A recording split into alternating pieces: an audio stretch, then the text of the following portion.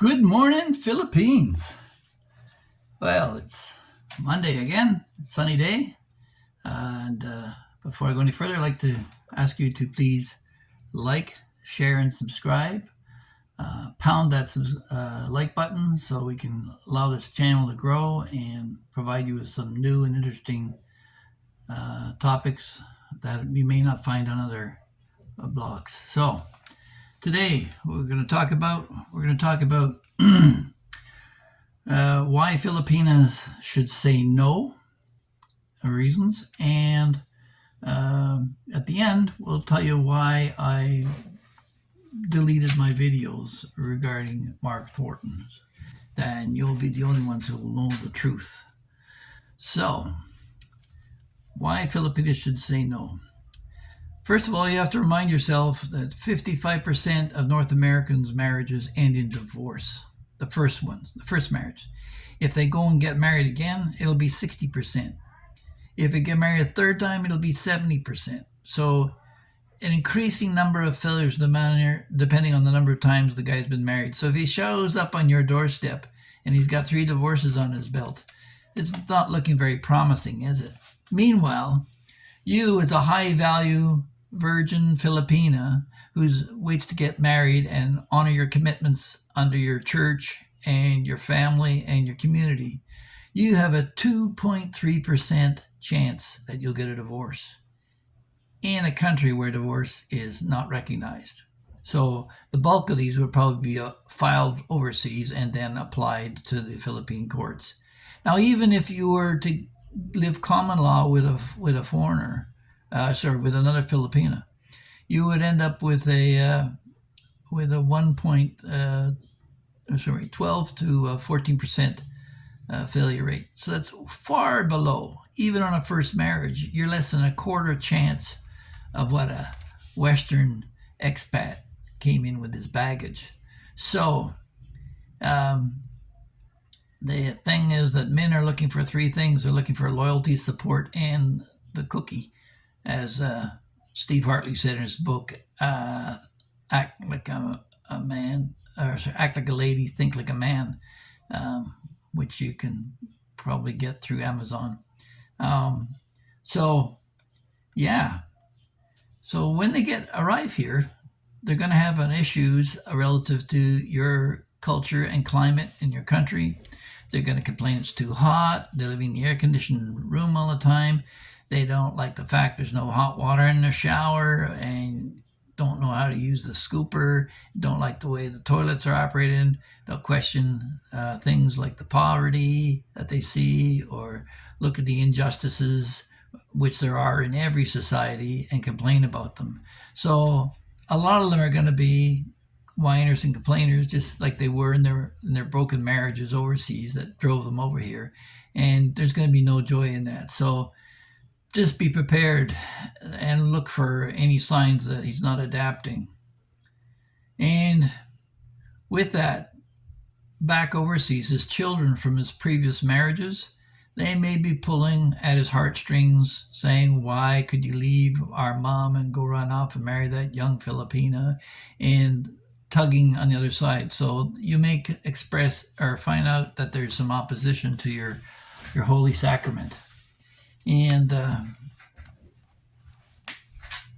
the West, there's an attitude of everything's disposable or replaceable, so you have to watch out for that, and the children will certainly add that to the mix. Then you got to ask yourself about his mental and physical capabilities, because you may want to make sure that there's no mental illness running in his family. Some say it doesn't run, it gallops, but you want to be sure about that. Is there any history of violence? Nothing wrong with talking with his ex, even if he says no. Find out the truth. Was he a combat vet? I mean, not a desk pusher, but actual combat vet who'd maybe lost arms or legs or something, or he's carrying shrapnel inside him, or he's got some injuries, as my dad did from the Second World War. He may be bringing this baggage with him and maybe looking for a physiotherapist and not just a wife. And you have to watch out for those Western failures. And ask him, flat out, you're looking for a slave or a wife, because a lot of these guys have treated women badly, and they expect to carry on with that same behavior here and get away with it. So you got to make sure this is your life we're talking about, girls. I'm not just talking about the fact that there could be violence, it could be a threat to it, but also you could be tied down for a lifetime of misery. Certainly, if he does get you overseas where you have no contacts, and maybe you're off in the country somewhere, some of them do that and they end up stuck in situations that they can't get out of. So be aware of that. Be aware of his attitudes and how his attitudes with your family. Does he respect your family? See how he treats your family. And then you also want to look at his physical inabilities and what is he hiding. Has he had a vasectomy? Did he ever have kids before in the West? Why didn't he? So, the Filipina, I know you love family and when you want to probably have children of your own, don't be casting your lot with some guy who's just here to play around and get you committed to something that you didn't know the full disclosure on. So make sure that he isn't hiding a vasectomy. And the other thing you could be lying about is his wealth. How wealthy is he really? You need to find this out beforehand. Now, addressing that directly, there's an old clip where Marilyn Monroe, the actress, is being accused of her in the part she's playing. I've forgotten the name of the movie, where her future father-in-law says, "You're just after my son's money," and she says, "No, I'm after your money." And he says, "What? You're bold-faced admitting it?" She says, "Absolutely. Am I a pretty girl?" And he says, "Yeah, of course. Why?" "Well, what do you think drew your son to me?" "Because I'm pretty." "What do you think draws me to him?" To a man, it's important that a woman be pretty, just like it is for a woman to be attracted to a man who has means. And that's my point. You should take no shame in looking out for your best financial interests. We're talking the rest of your life here. Do you really want to tie up yourself with somebody who arrived in the country with nothing in his pocket and no history or ability to support himself properly, let alone you? No, take the time to analyze this. And while you're at it, let's talk about drugs, alcohol, and cigarettes. It's not good in any relationship. And if he's got you running out to get his red horse or some San Miguel Light or Emperador or a pack of smokes or whatever, these are all inhibitors of your future success. So be aware of that. Now, I mean, you may drink yourself, but that's up to you. But for us, I gave up drinking when I came to the Philippines and haven't drunk for years. So, yeah, while we're talking about how he's treating and his attitudes, what about your family? Does he treat them with respect? Does he offer the blessing to your nieces and nephews? And does he remember and respect the customs of Santo Nino and takes you to places and events proudly on his arm? So you should be aware of that. And check his phone. My wife checks my phone, and there's nothing wrong with it. I got nothing to hide, except the fact that I want my phone back and have to use it. But and if he gives you any flack over that, tell him Ronald Reagan told you to. And you go, "What?" He goes, "Ronald Reagan said about the Soviets when he was looking at détente was to trust but verify. So, yeah, sure, I trust you, but I'm going to verify and make sure." Because we're talking your life here, girl, and your future. And you are a quality female, potentially a wife or maybe a wife. So you deserve every ounce of respect and to be aware of that. You know that little container you deliver in the marriage, saying that all funds for the marriage are to flow through the woman anyway. Have them recognize that fact that you're going to be cognizant of every peso that flows through the family, and he better be aware of that. So, yeah, look at his bank account. You're his wife. You should have every right to look and know exactly where you stand. Now, he may control the funds and the disbursements, but you have every right to know. And you can do what I did with my wife, which is we opened up a joint account in Canada. She has her card, so anytime she needs it, she can just pop in there and tell me later what it was for. So, yeah. And then if he's going to take you to North America, we mentioned this earlier. Is he volunteering to take you, or is he trying to force to take you overseas? Be very suspect, because there are Filipinos trapped overseas in relationships where they take them way out in the country and where nobody can squawk or squeak, and these poor women are abused. So we talked about previously about am I a slave or a wife? But if he gets you out of the country, you're under a new set of laws that you're unfamiliar with, and he may be counting on that unfamiliarity to take advantage of the situation. So please be careful, girls. Now, if you're going to go overseas, if you're thinking about going that way, ask him if he'll be prepared to pay for any schooling, especially in age gap relationships, because he met you at 55, 60, 65, and you're 20, 25, 30. There's a long gap in there where he's likely to kick the bucket long before you get around to dealing with your own retirement issues. So he should be taking care of you. And I mean, I did it with my wife up front, and I would recommend it is tell him to buy you a house.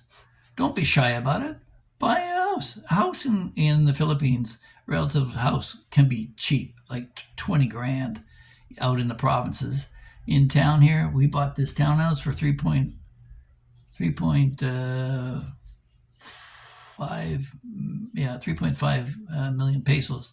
So, but I have the assurance that if anything happens to me, if I kick the bucket, if she's stuck in the flow of things, because I have other children from other families who could contest the will or whatever, I want her protected, that she has funds in her own country. She could sell this place and have enough funds to take care of her children right through university. So it's a form of life insurance that goes outside of life insurance, because life insurance could be attached to your will, and you could, depending on what jurisdiction, you could have it contested by the children, and the courts could step in and hamper your ability to transfer funds to your Filipina. So, yeah, I would be pretty adamant about them buying a house. And this is not for their benefit. I'll get flack from people saying, "What are you talking about?" And yeah, if you're a cheap Charlie, that's not my problem. My problem is my situation here is I'm trying to provide the ladies with the best, strongest information to make things sure that things run in their favor. So if you're a beta male and haven't been able to make it over in North America, and you want to bail out over here and live off of your social assistance, that's fine. But do it alone. Don't be hampering some poor Filipino with your problems just because you like the perks. That's exploitation. And the courts may not determine to be human trafficking or transactional, but you're going cheap. So, yeah. Now, as far as being aware of exactly who you're dealing with, don't forget, he could be in prison somewhere, sitting in his underwear in a cell with his laptop, chatting to you, telling you how he lives in a gated community. No, you want to make sure he provides you with a criminal background check. Now, if he's Canadian, I don't know how it works in the States, but in Canada, any Canadian can go down to the local RCMP and get a criminal background check. They're required to that for employment in some cases. So you can simply ask him to send them a copy of a criminal background check to make sure you're clear. And if he takes offense to this, dump him. You're a woman of high standards, and you should appreciate that. You're not just going to go willy-nilly with anything that walks through the door. So, yeah, after the criminal background check, when he gets here, you should insist to take him down to a doctor right away and get a full medical report. What's the state of his heart, his cholesterol? Has he got any STDs? Are any of them active? You need to know this before you start climbing into bed with a foreign man. So please check this out. And don't go online under your actual name, or you can maybe use your own actual image, because you shouldn't be lying about that. You might as well see what he's looking at. But protect yourself in that if he becomes a stalker or abusive, you want to be able to delete that account and move forward, because this is rampant, and some countries are more prone to it than others. But yeah, you want to be able to protect yourself. And so you open up a blank account, and don't be doing any videos online with him either, in terms of trying to excite him or yourself, because those can be taped and can be used against you. And if he's doing it, he's an idiot. There was a young boy, I think, overseas who committed suicide because there was a Filipino scam site that had videos of him naked. So don't let the tide be turned the other way. So just take care and respect the temple that God gave you, which is your body. So, and we'll wrap it up with the last thing, which is you can check him out on LinkedIn. If he claims to be any kind of businessman, has got connections, LinkedIn is a business site. They're always clamoring for attention on that site as well, looking for how many recommendations they got. So go through his LinkedIn account and find out what kind of business and what the reality is based upon the story he's given to you. And if he has a business, there's the Better Business Bureau. You can check online on the business. They report regularly, and they can tell you whether he's an active business or not. And you can determine and see if there's any customer complaints that might reflect upon his character. So there's some tools out there that you can use: the criminal background check, the Better Business Bureau, LinkedIn, and checking through with his past, his own family, and accountability. Because a marriage that's not based upon transparency and truth is doomed to fail, and you end up building something on weakened sand. And I want to see you ladies have every success. Now, as promised in my preamble, people have been making all kinds of accusations about me being a coward and being a hypocrite and all the rest of it. The only reason that I deleted the videos of Mr. Thornton was because there was mention of ladies involved, and I meant it that they were being victimized, but it could have been interpreted as my possibly speaking poorly about them and their families, which was never my intent. So that's the only reason I deleted it. I'll talk about Mark Thornton or any other blogger at any time. There's other slander that's going around too that I'm not going to bother chasing, but I just want you to be aware and upfront that like I said before, I'll fall on my own sword for the Filipina. You ladies are a class act, and the world is so much better place to have you on it. Please value yourself, and don't give in to the charisma and the charm of the pale-skinned, long-nosed foreigner who's going to take care of you for the rest of your life. Trust, but verify. And with that, we'll close, and I'll talk to you in the next one. Have a great day. Bye-bye.